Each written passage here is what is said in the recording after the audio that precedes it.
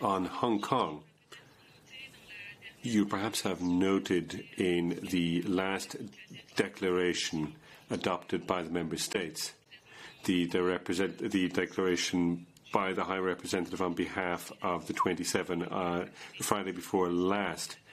This was as a result of the Foreign Ministers' meeting. This declaration expressly states that this point will be raised during the strategic dialogue.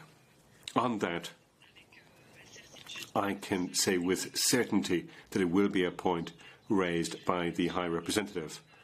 On the issue of Xinjiang, I am not going to get into details on the discussions that have not yet taken place. As I've said, what we will do, we and the High Representative himself will give you an overview of the meeting. Generally speaking, however, it's obvious that the EU, in its contacts, its bilateral contacts with the Chinese authorities, it brings up the issue of human rights.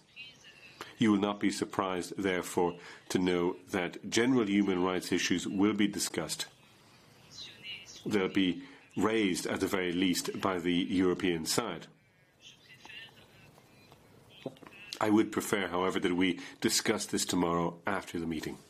Thank you, Virginie. Any questions? Any more questions for Virginie on China or for Tim on the gas terminal in Cyprus?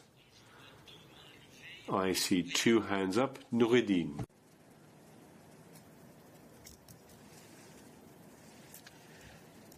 Merci. Bonjour, Eric. Oui, bonjour, Noureddine. Good afternoon. I have a question for Peter. Is that all right? On Libya. A question on Libya. D'accord. Okay. Well, let's come back to that. Please don't keep your hand raised in the system. I promise I'll come back to you when we get to that, and once we've dealt with this particular topic. Ansgaard. China or the gas terminal? No? Okay.